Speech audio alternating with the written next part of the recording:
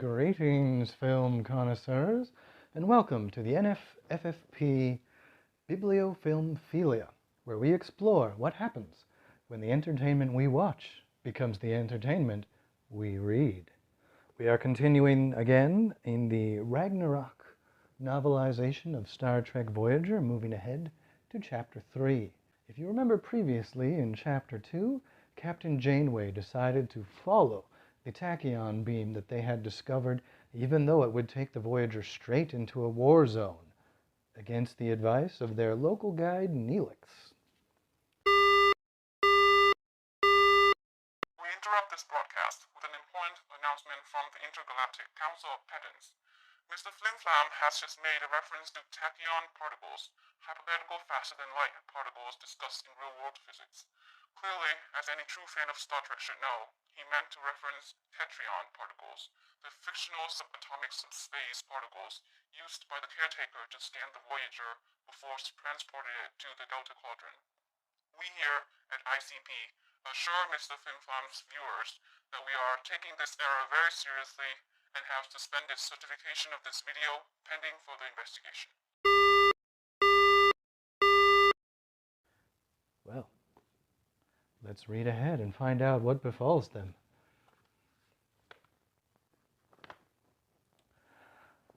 Janeway suppressed an exasperated sigh as her Talaxian guide popped up at her side again the very instant she set foot back on the bridge.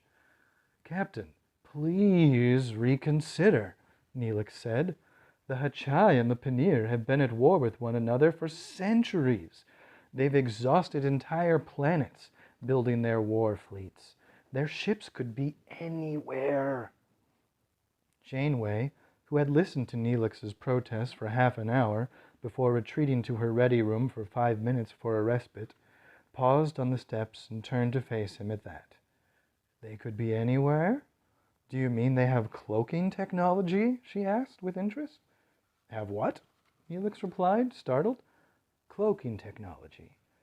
I don't know what that is," Neelix said. "Perhaps the translator is malfunctioning. I might know it by another name." "I don't think so, Mr. Neelix," Janeway replied, turning her attention back to the main viewer and proceeding to her chair. "I think it's unknown around this part of the galaxy, which is just as well." "Unknown to me, perhaps," Neelix said, seeing a possible opportunity. "But does that mean it's unknown to the Hachai or the Panir?" "Probably," Janeway said dryly. Neelix, seeing that particular gambit wasn't going to work, that Janeway was not sufficiently afraid of cloaking technology to turn aside merely because the combatants might have it, returned to his basic theme. "Even so," he said, "the Hachai and the Panir both have fearsome weapons, and they have thousands of warships cruising the cluster, shooting at everything they see." "Everything?" Janeway asked, as she looked over at Neelix again. "Yes, Captain, everything," Neelix said enthusiastically. "You see, throughout the war, the Panir have used many ruses in their attempts to gain the advantage. They've had warships disguised as neutral trading vessels, bombs disguised as asteroids or wreckage, and so on. You can imagine the havoc they've produced." "Yes," Janeway acknowledged, "I can see that." She studied the view screen. They were approaching a star on the outskirts of the Courier cluster, a young main sequence star that could reasonably be expected to have planets. If one of those planets was M-class, the Voyager might be able to pick up a few supplies, and the crew might take a brief shore leave. "Well," Neelix continued, "as a result of those tricks, the Hachai became understandably distrustful of anything unfamiliar that passed through their space. The last several ships that came into the cluster and attempted to trade with the Hachai were given one warning, then fired upon. The Hachai took them to be more Panir trickery." "Interesting," Janeway said. "And the Panir? Are they equally afraid of Hachai deception?" Neelix shook his head. No. The Panir are... well, the Panir. They live by a strict code of their own, a code that doesn't acknowledge the value of anything that's not part of the Panir hierarchy. They don't recognize any authority or any rights but their own. I'd say that if the Hachai weren't fighting them, somebody else would be. They don't make friends easily. Janeway's mouth quirked in half-smile. Indeed, she said, leaning on one elbow. Really, Neelix said, the Panir have never been any good at trade. They prefer piracy. Not that they call it that, of course. If they admitted it was piracy, that would mean acknowledging that other species could own something in the first place. And the Panir just don't think that way. He shrugged. At any rate, the Panir gave up all trade or other contact with other races long ago, because it distracted them from the war effort against the Hachai. They do sound quite unpleasant, Mr. Neelix, Janeway agreed. Oh, they are, Neelix said. Captain, if the Hachai spot you, they'll probably give you one warning before they open fire. But if the Panir see you and decide to notice you at all, they won't even do that. They'll fire, or not at the whim of whatever captain you meet. Please, you really don't want to take your beautiful, comfortable ship into the Courier cluster. Neelix looked around the bridge for support, but quickly saw that he wasn't going to get it. Tom Paris, at the forward console, was ignoring the entire conversation and keeping his attention on the helm. On either side of the bridge, Harry, Kim, and Tuvok were listening and seemed interested, but neither of them showed any sign of siding with Neelix, a mere passenger, against their captain. The first officer might have been willing to argue with the captain, but Neelix couldn't tell whether Commander Chakotay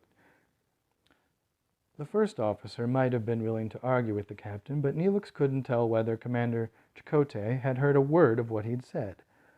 The man was a puzzle to Neelix. He couldn't make out Chakotay's thinking. Right now, Chakotay was sitting in his place on the bridge, relaxed, watching the view screen, and Neelix could not read the man's expression at all. Was he calm, bored, angry? Was he studying the screen, or simply watching those little indicator lights above and below the screen? Neelix couldn't tell.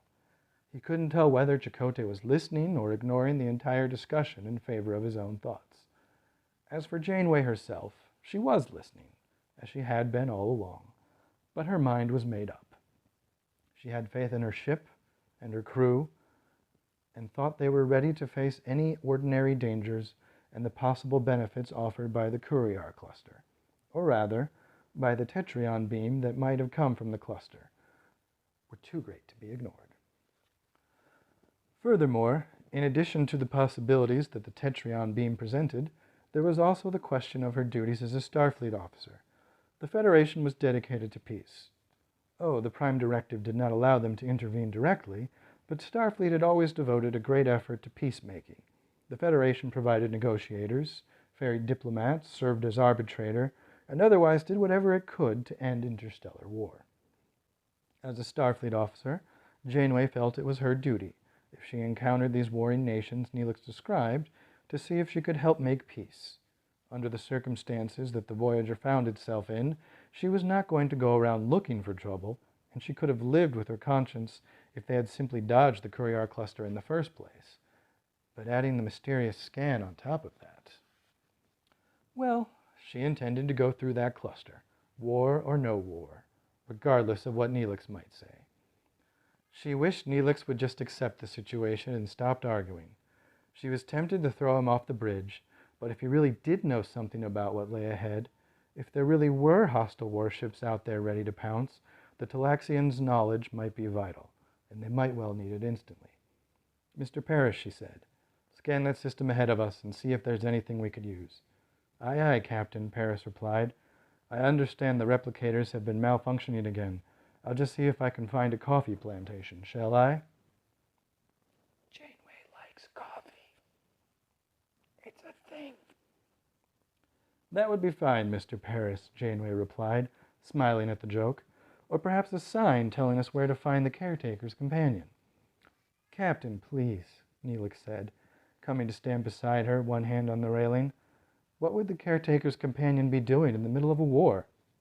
Perhaps trying to end the war, Janeway replied, her smile vanishing as she tried not to sound as exasperated with Neelix as she was beginning to feel.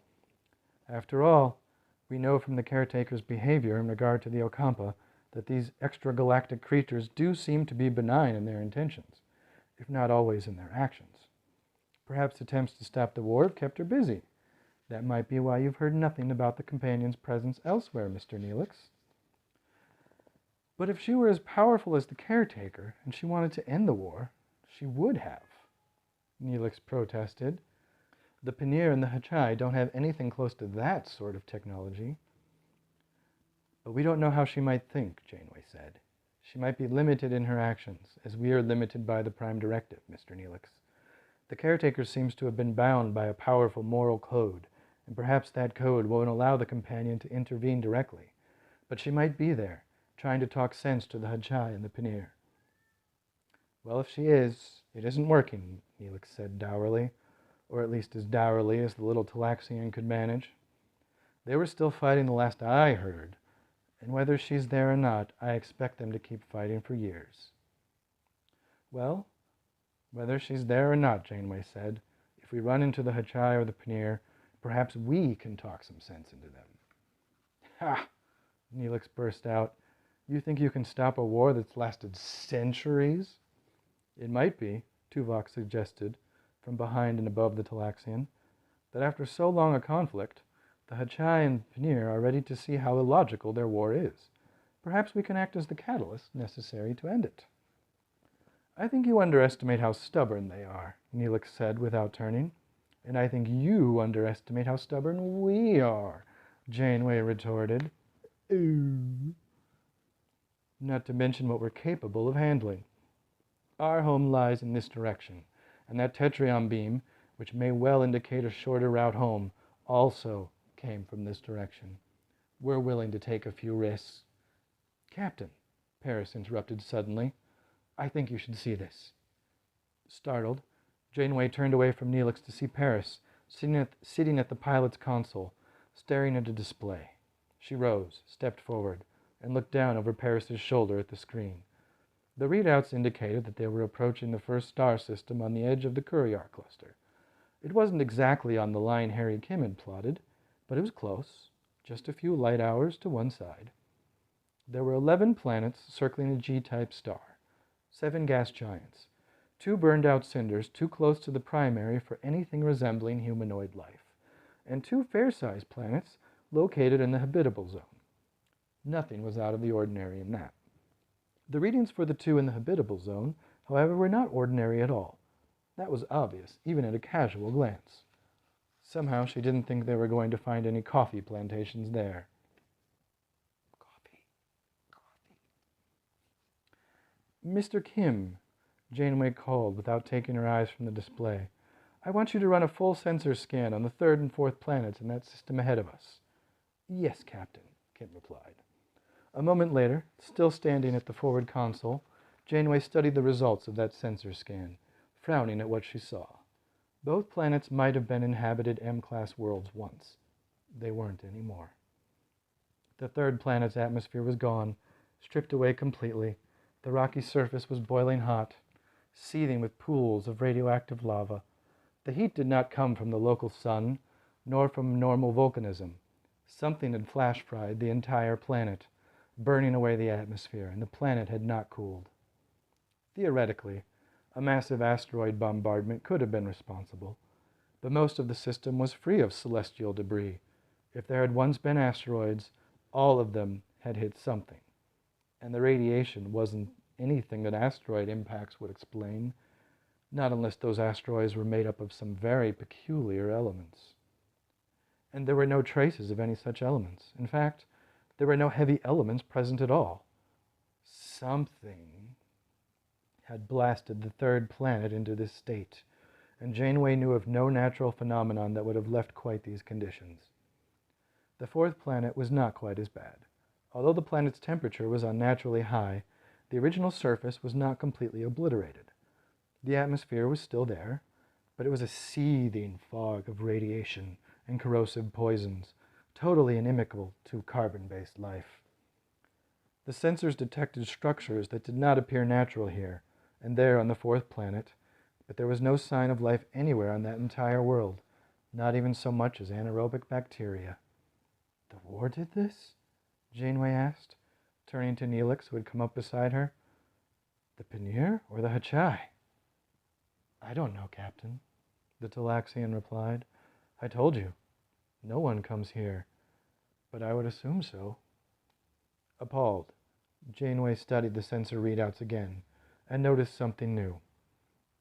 Both planets were surrounded by clouds of orbiting wreckage, but there was something odd about the drifting debris. Janeway frowned and checked the planetary scans again. There were no metals. The orbital wreckage was mostly organic, plastics, fabrics, and what were almost certainly corpses. The rest was lighter minerals. There were tons of organic material, but virtually no metal. How could that be? Every starfaring species Janeway had ever heard of used metal to build their ships.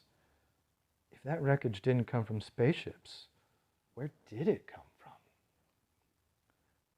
And if it did come from spaceships, why wasn't there any metal left? She looked at the reports on the planetary surfaces again. She had already noticed that there weren't any heavy elements, but now she looked more closely and realized just what that meant. The planetary crust had been stripped of every trace of useful metals. The planetary cores were the usual nickel-iron, and the star was young enough that the system should have been rich in heavy elements. The planet's crust should have shown scattered deposits of iron, copper, lead, titanium. The metals must have been there once. They weren't now. Even if the natural deposits had all been mined out to build the civilizations that had presumably once flourished here, the metals should have still been present somewhere, even if only in the form of slag. Where's all the metal? She said aloud. Gone for warship hulls, most likely, Neelix said. Janeway turned to stare at him. I told you, Captain, he said. The Hachai and the Panir have been fighting for a long time. They've stripped whole planets to build their fleets. And that orbiting debris? Chakotay asked, stepping up to join the pair at the forward console. The remains of their defenses, I suppose, Neelix said. I think this would have been a Panir system. The Panir are said to be fond of orbital fortresses. Those defenses don't seem to have worked, the first officer remarked. Of course not, Neelix agreed. No defense can hold out forever against a really determined attack, and the Hachai are pretty determined people. Of course not, Janeway said, appalled. Now, Captain, Neelix asked, his tone wheedling, do you think we might change course, so as to not run into the Hachai fleet that did this? Janeway turned and looked across the bridge to Ensign Kim behind the console and ops. When were these worlds destroyed? She demanded. Just a minute, Captain, Kim said as he studied the readings. Then he looked up. Judging by the vacuum evaporation of the surface molecules from objects among the orbital debris, he said, I'd estimate that the objects I picked up as samples have been drifting untouched here for roughly 200 standard years. Janeway stared at Kim for a moment, then straightened and nodded. I hardly think, Mr. Neelix, she said, that any war fleet would still be in the area looking for stragglers after 2 centuries. She took another look at the view screen, at the image of the blackened ruins that had once been inhabited worlds, then stepped back and settled into her seat.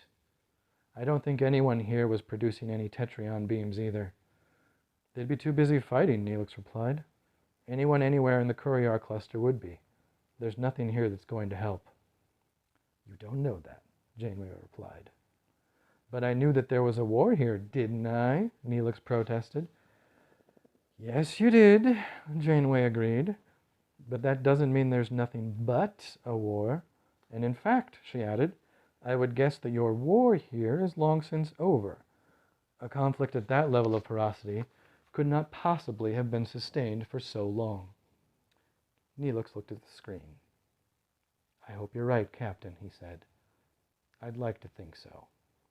But the war was still going on, the last I heard. And so concludes Chapter 3, wherein they venture a little further into the system of a rumored vicious war zone and find obliterated worlds and continue to reject the advice of Neelix. Thank you for watching. Stay tuned for the next chapter to find out if the war is in fact still going or not.